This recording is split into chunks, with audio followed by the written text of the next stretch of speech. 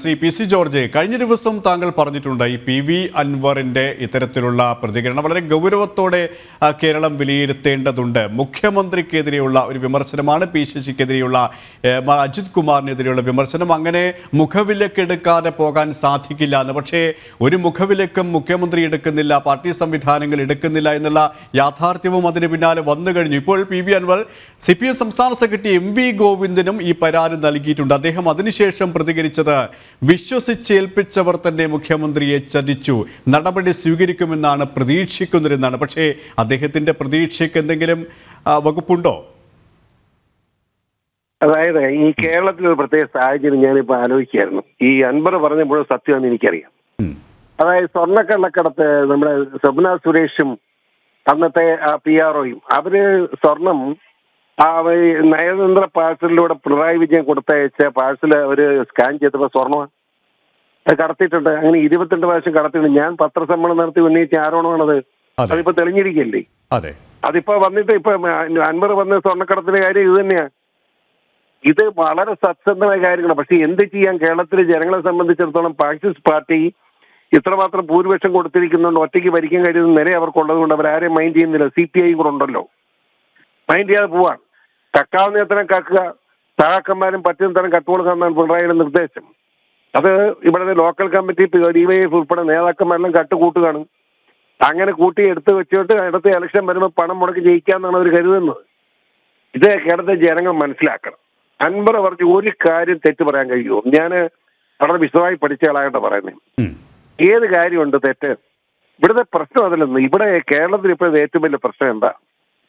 Mullaperiyar issue എത്ര വലുതാ, അതുപോലെ തന്നെ വയനാട് ഇഷ്യൂ എത്ര വലുതാ, അതുപോലെ തന്നെ ഇപ്പൊ തിരുവോണം വരിക, സിവിൽ സപ്ലൈസിൽ സാധനങ്ങളൊന്നുമില്ല.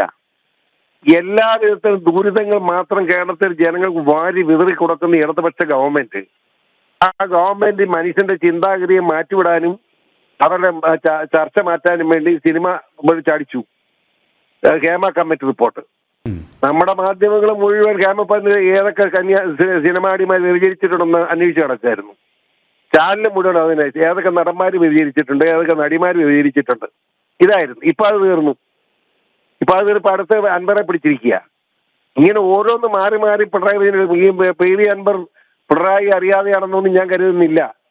പിണറായിയുടെ മൗനാനുഭവത്തോട് തന്നെയാണ് പി വി അൻവർ പറഞ്ഞതെന്ന് ഞാൻ കരുതുന്നു. കാരണം എന്താണെന്ന് വെച്ചാൽ അങ്ങേർക്ക് നിലനിൽക്കാൻ കഴിയാത്ത നിലയിൽ എത്തിയിട്ടുണ്ട്. എന്ന് മാത്രമല്ല കമ്മ്യൂണിസ്റ്റ് പാർട്ടിക്കകത്തുണ്ടായിരിക്കുന്ന അപജയം അത്ര വലുതാണ്. അതായത് ശ്രീ പി സി ജോർജ്, ഈ ബ്രാഞ്ച് സമ്മേളനങ്ങളടക്കം തുടങ്ങിയ സ്ഥിതിക്ക് ഈ മുഖ്യമന്ത്രിക്കെതിരെയും മന്ത്രിസഭയ്ക്കെതിരെയും വിമർശനങ്ങൾ ഉണ്ടാകും. ആ വിമർശനങ്ങൾ തങ്ങളുടെ കഴിവുകേടല്ല, ഉദ്യോഗസ്ഥരുടെ കഴിവുകേടാണ് ഇത്തരത്തിലുള്ള വിമർശനങ്ങൾ ഉയരാൻ കാരണം എന്ന് വരുത്തി തീർക്കാൻ ബോധപൂർവം മുഖ്യമന്ത്രി ചെയ്യുന്നതാണ് ഇതൊക്കെ, അല്ലേ? അതെ, ഒരു സംശയം വേണ്ട. അങ്ങേരെ അറിഞ്ഞുകൊണ്ട്, അൻവറും അറിഞ്ഞുകൊണ്ട് നടത്തുന്ന ഒരു കള്ള കച്ചവടമായത്. അൻവർ CPMന്റെ ആളായിട്ട് എടുക്കുക. അൻവർ തന്റെ ഇടം ഉണ്ടോ അതിന് പുറത്തു ഇതുപോലെ പറയാൻ? മുഖ്യമന്ത്രി അറിയാതെ അങ്ങനെ ഇന്നലെ മുഖ്യമന്ത്രിയെ കണ്ട് അരമണിക്കൂർ സംസാരിച്ചല്ലോ. മുഖ്യമന്ത്രി സംസാരിച്ചെന്ന് മാത്രമല്ല, മുഖ്യമന്ത്രിയും നമ്മുടെ ഈ ADGP ഒരു സ്റ്റേജിൽ ഇരുന്നല്ലോ, അങ്ങോട്ടും ഇങ്ങോട്ടും നോക്കാതെ.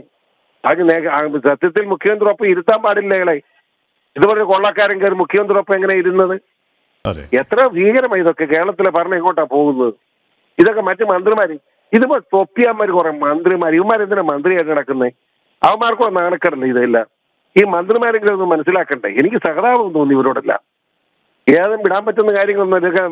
അൻവർ ഇപ്പോ ആ കാര്യം, നീ ബാക്കി കാര്യങ്ങളും കൂടെ അൻവർ പറഞ്ഞ എന്താ? ഇതിൽ ഞെട്ടിക്കുന്ന കാര്യങ്ങളുണ്ട്, ചില കൊലപാതക കേസുണ്ട്, കൊലപാതകം ഉണ്ടെന്ന് പറഞ്ഞിരിക്കുകയാണ്. അതിന്റെ തെളിവുകളുണ്ടെന്ന് പറയുക. തെളിവ് ഇപ്പോ ജനങ്ങളോട് കൊടുത്തില്ലെങ്കിൽ, മുഖ്യമന്ത്രി കൊടുത്തില്ലെങ്കിൽ അൻവർ പ്രതിയായി കേസ് കൊടുക്കാൻ PC ജോർജ് തയ്യാറാകുമെന്ന് അൻവറിനെ അറിയിക്കുന്നു. ഏത് നമ്മുടെ ജനം TVയിലൂടെ ഞാൻ അറിയിക്കുകയാണ്. അൻവർ ഈ കാര്യങ്ങൾ പുറത്തു കൊടുത്ത്, പോലീസിൽ കൊടുത്ത്, മൊഴി കൊടുത്ത് കേസെടുപ്പിക്കുന്നില്ലെങ്കിൽ അൻവർ പ്രതിയായിട്ട് കേസ് കൊടുക്കാൻ ഞാൻ നിർബന്ധിതനാകും എന്ന കാര്യം കൂടെ അറിയിക്കുകയാണ്. ഒരു സംശയം വേണ്ട. ഉണ്ടായില്ലെങ്കിൽ താങ്കൾ തന്നെ നിയമ നടപടികളുമായി മുന്നോട്ട് പോകും, അല്ലേ? ഒരു സംശയം വേണ്ട.